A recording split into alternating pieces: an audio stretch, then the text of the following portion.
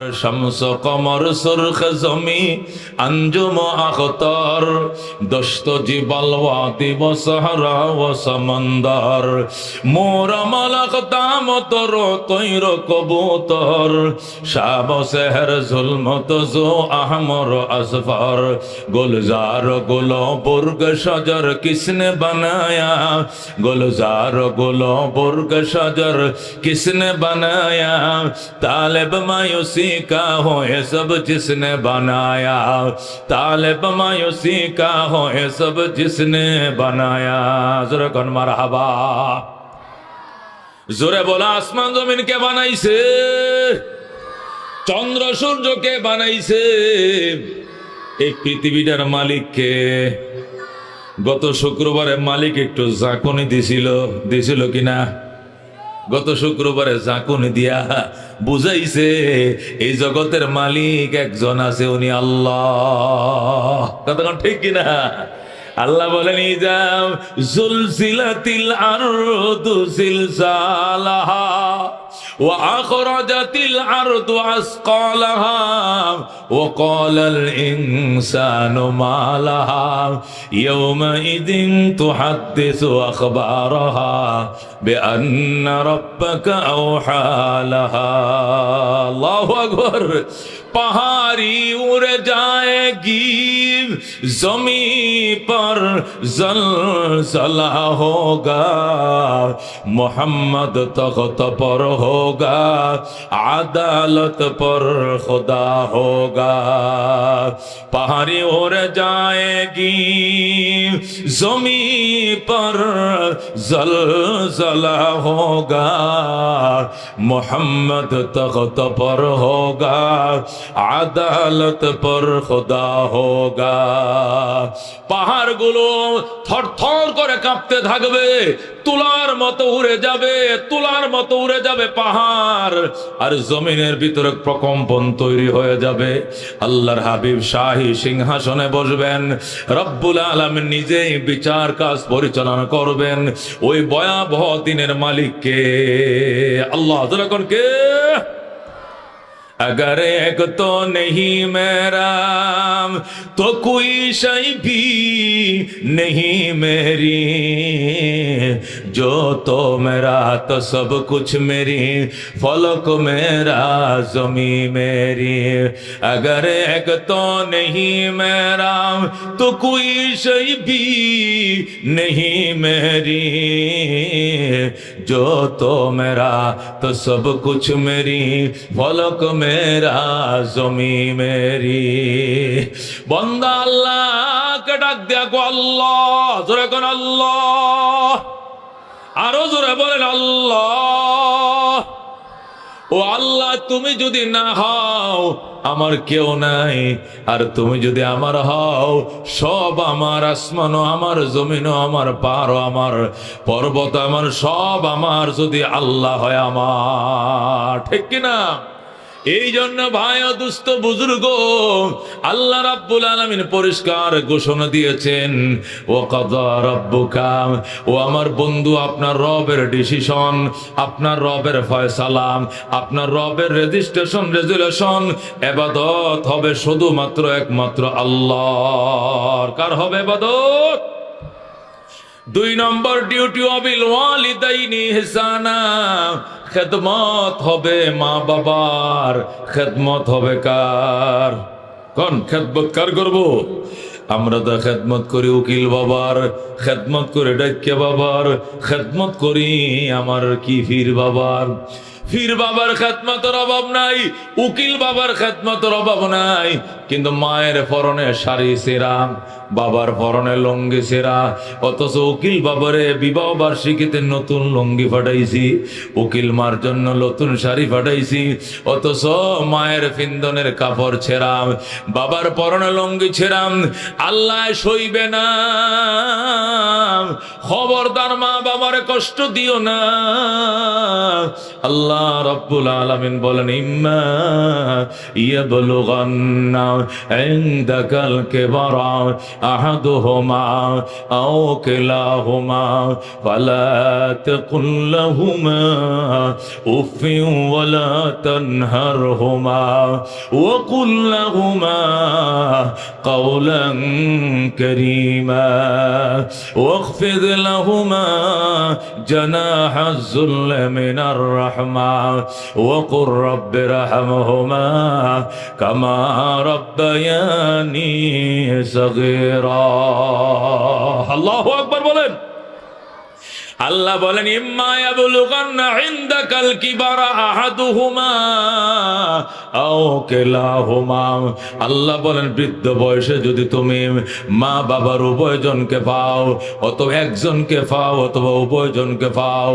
তোমার আম্মাও বেঁচে আছে তোমার আব্বাও বেঁচে আছে আল্লাহ ফালা তাকুল লাহুমা উফ উফ শব্দটা করবা না প্রতিবাদ করবা না কি করবা আল্লাহ বলেন ওয়াকুল লাহুমা কাওলান কারীমা মা বাবার জন্য নরম নরম কথাগুলো বলবা কোমল কোমল আচরণগুলো করবা মা বাবার সঙ্গে ওয়াকফিজ লাহুমা জানাহাজ যুল্লি মিনার রাহমা এই মা বাবার জন্য আনুগত্যতার ডানাগুলো বিছিয়ে দিবা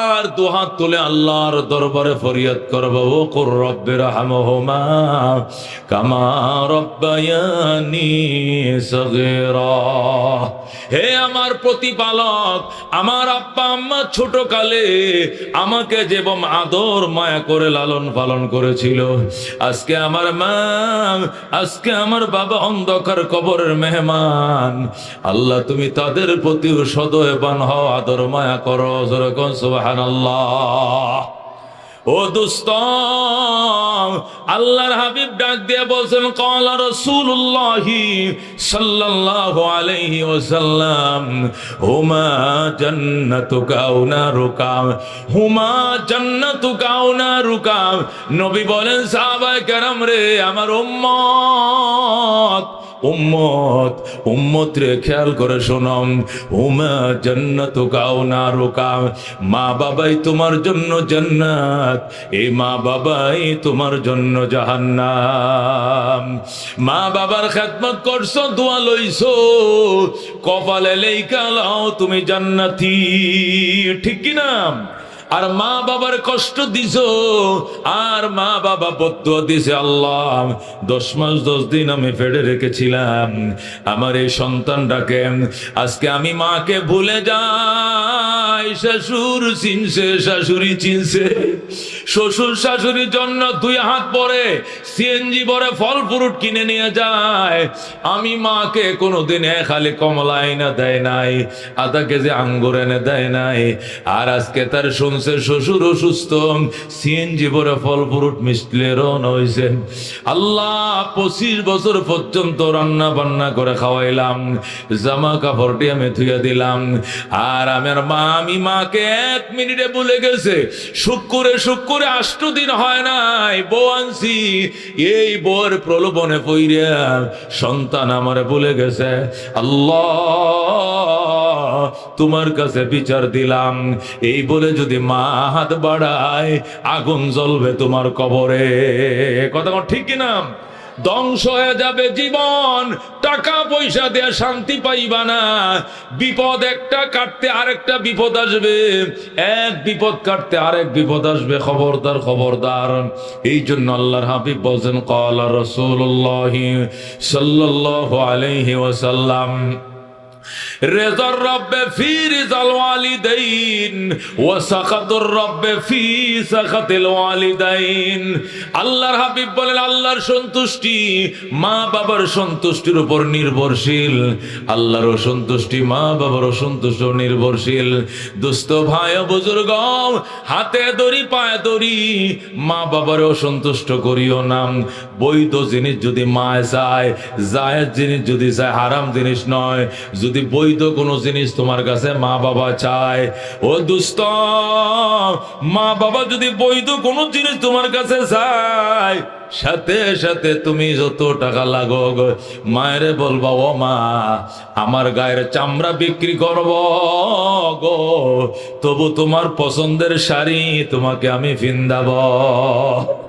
মা আমি ঋণ করব, কর্জদার করব, তারপরেও তোমার পছন্দের খানা আমি তোমার খাওয়াইব।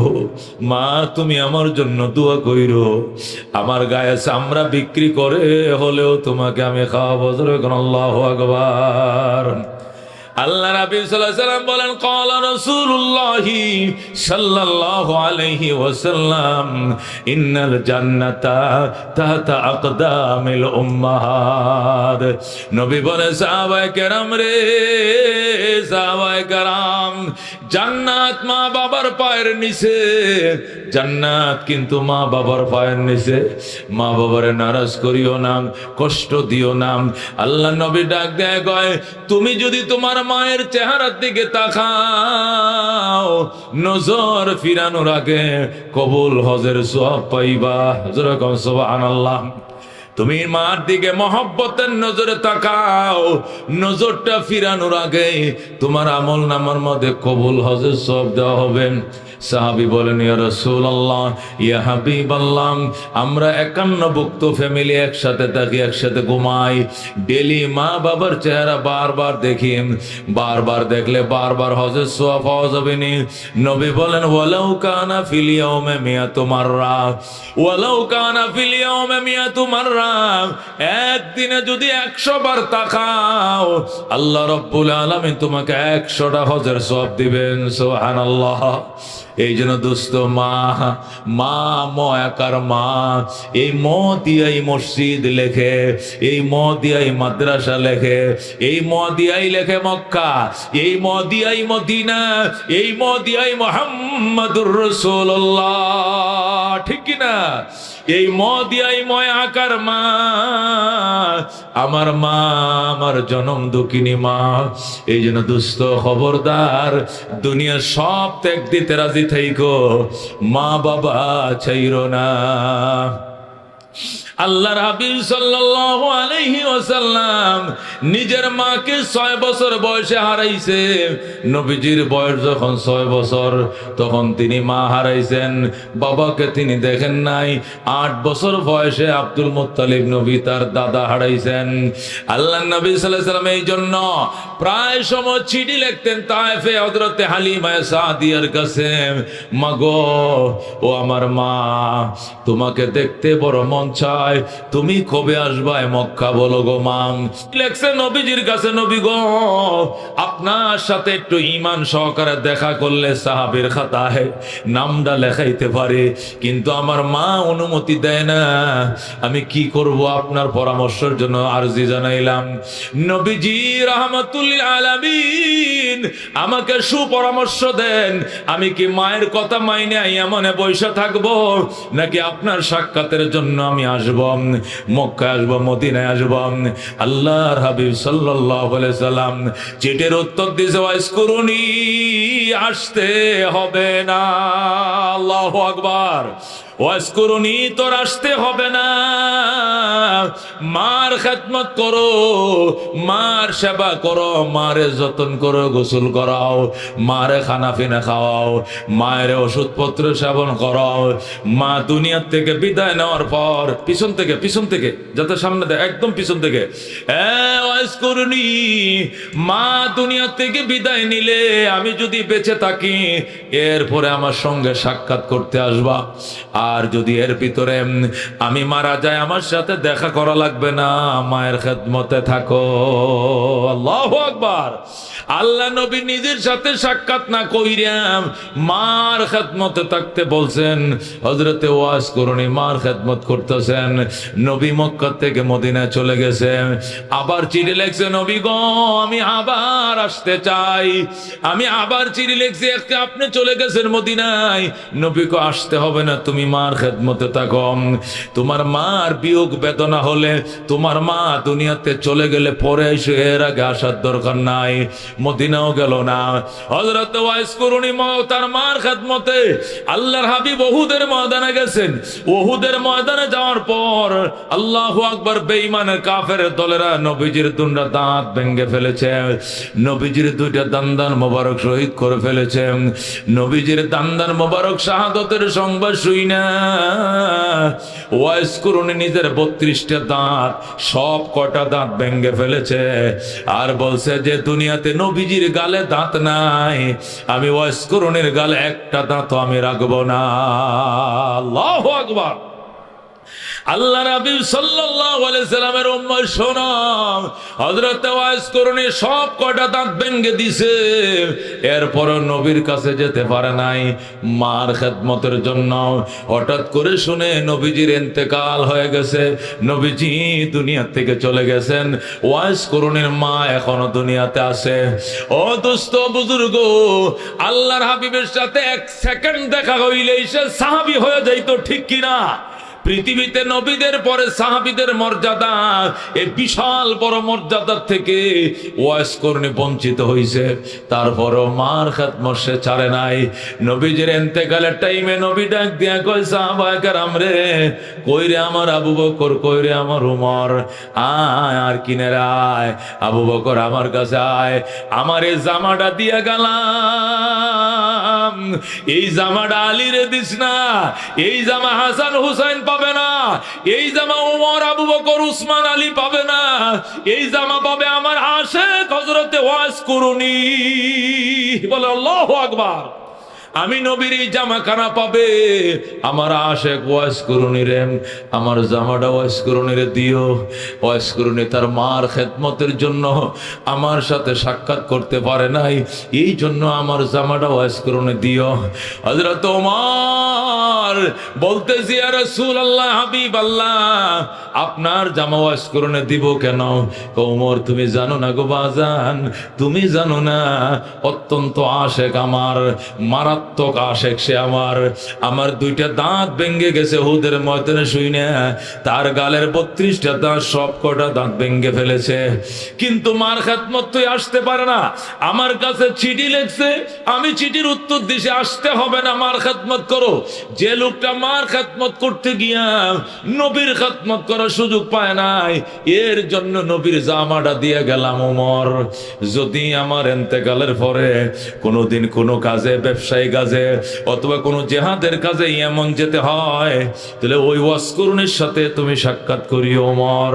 ওমর ওই ওয়াইস করুনির সাথে সাক্ষাৎ করিও, আর দোয়া চাইও তোমার জন্য যেন দোয়া করে। উনি এমন একজন আল্লাহর বান্দা, এ দোয়া করার সাথে সাথে আল্লাহ কবুল করে ফেলবে। সুবহানাল্লাহ। এ দুস্থ একে বলে মা। আল্লাহর হাবিব সাল্লাল্লাহু আলাইহি ওয়াসাল্লামের উম্মত, মার বেয়াদবি কোনোদিন করবা না, মার আদর করবা, মা মরে গেছে দোয়া করবা, মার নামে সাদাকা করবা, মার নামে সবসময় দোয়া দান খয়রাত করবা।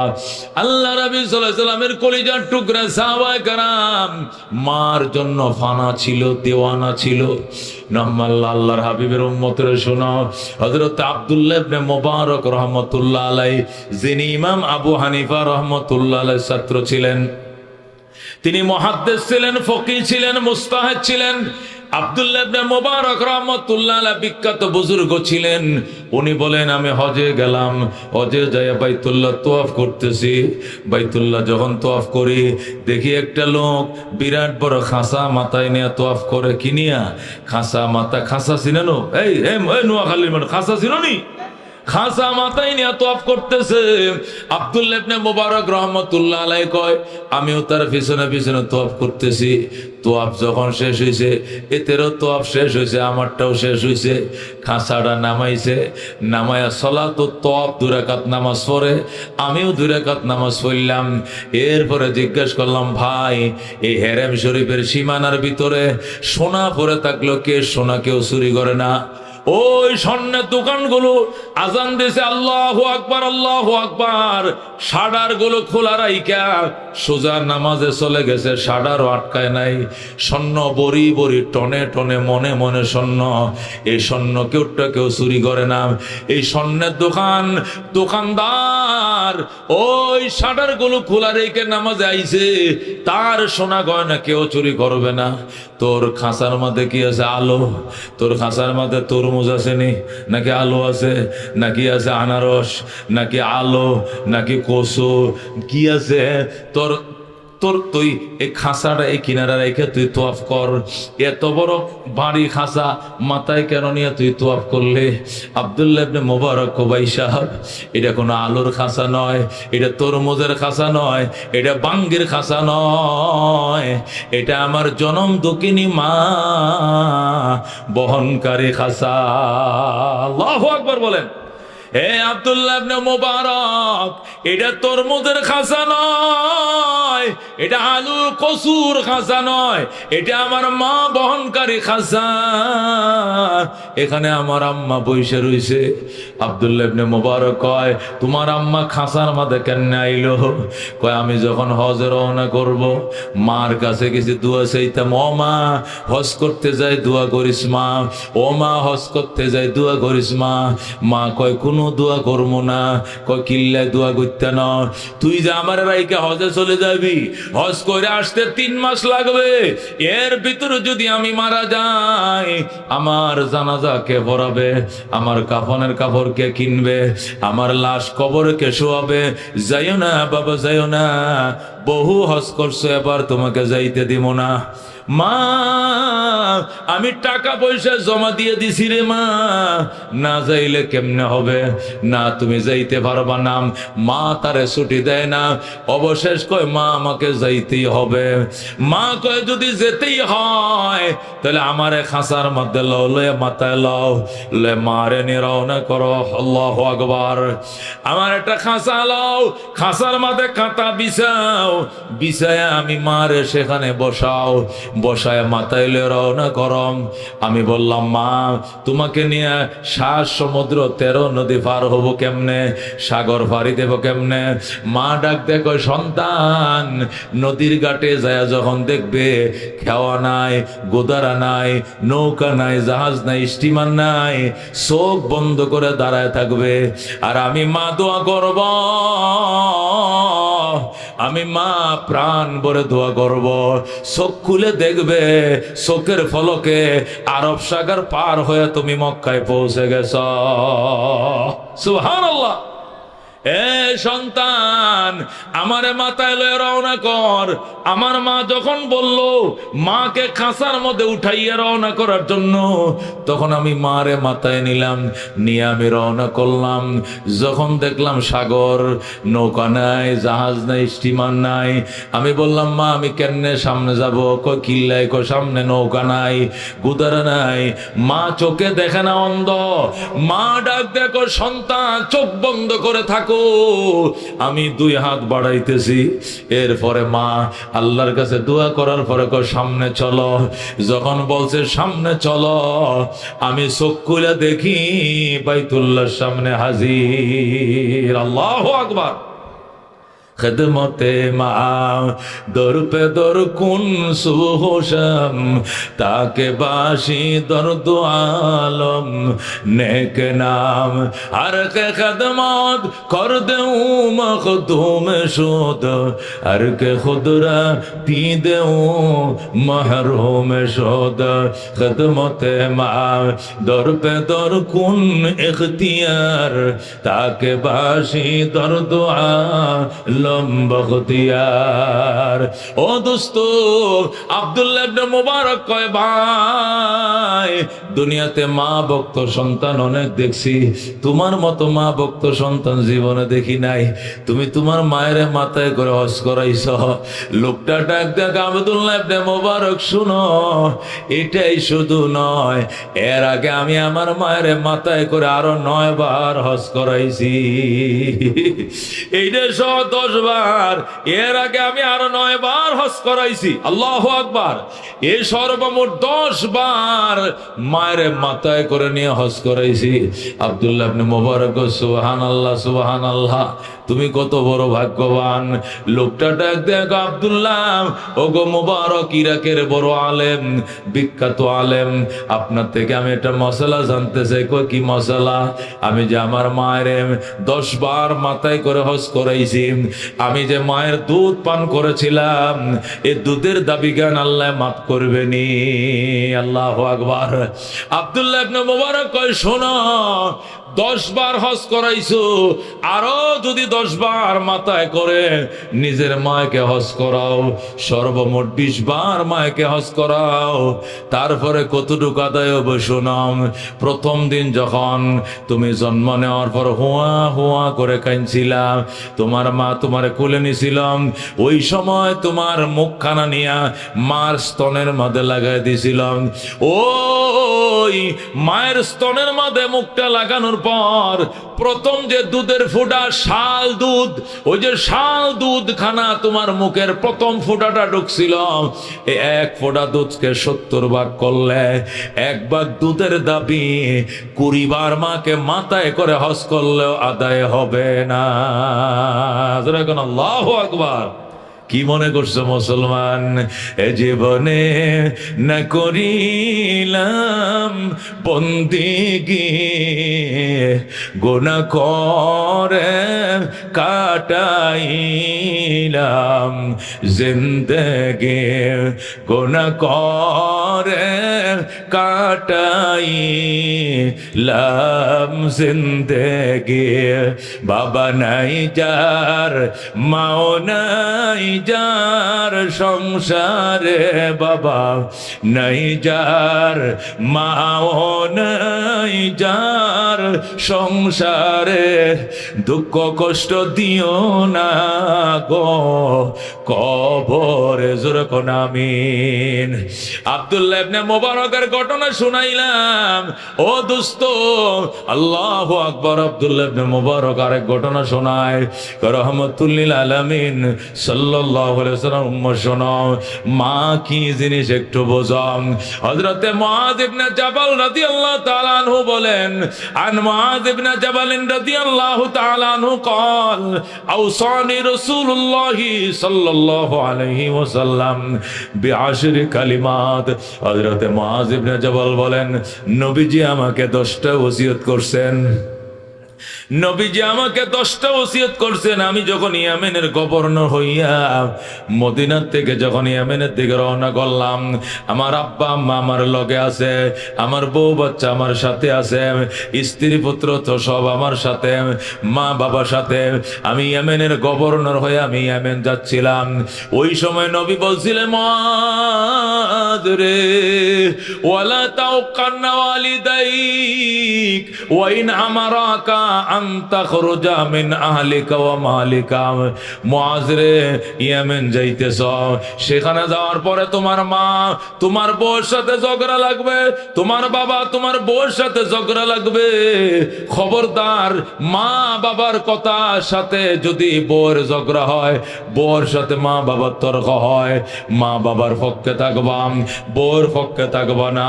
মা যদি দোষ করে, বাবা দোষ করে, তবু বলতে হবে আমার বাবার কোনো দোষ নাই, আর মার কোনো দোষ নাই, সব দোষ তোর। কথা কোন ঠিক কিনা? আমার মার কোনো দোষ নাই, মার হাত বুলা দিবা, বাবার মাথা হাত দিয়ে দিবা, কইবা আর মার কোনো দোষ নাই, আমার বাবার কোনো দোষ, সব দোষ তোর। আরেকদিন ঝগড়া করবে, তোরে তালাক দিয়ে বাড়ি ফাড়ায় দিব। আল্লাহু আকবার। নবী বলেন, মুআয ওয়ালা তাওকান্না ওয়ালিদাইক, মা বাবার নাফরমানি করিও না। ওয়াইন আমারাকা, যদিও তোমার মা বাবা তোমাকে হুকুম করেন আনতা খুরুজা মিন আহলিকা ওয়া মালিকা, তুমি তোমার আহাল পরিবার ছেড়ে দেওয়ার জন্য, বউকে তালাক দেওয়ার জন্য বউকে তালাক দিয়ে দিও, তবু গো মা বাবা চাইরো না। আল্লাহু আকবার। হযরত ইব্রাহিম আলাইহিস সালাম থাকতেন, ছেলে থাকতো কোথায়? মক্কায়। ইসমাইল থাকতো মক্কায়, ইব্রাহিম থাকতো মক্কা নগরে বড় হইছে। মক্কার সমাজের মানুষ ইসমাইল রে বিয়ে করায় দিছে, মক্কার সমাজের মানুষ ইসমাইলকে বিয়ে করায় দিছে। হযরত ইসমাইল ঘরে বউ আনছে, আইনা বাবার কাছে চিঠি লিখছে, বাবা গো তোমার ইসমাইল বিয়ে করছে গো, তুমি পুত্র বধূ দেখা যাও। তুমি বউ দেখার পরে যদি চয়েস করো এই বউয়ের সাথে আমি বাসর করবো, আর তুমি চয়েস না করলে বাসর হবে না।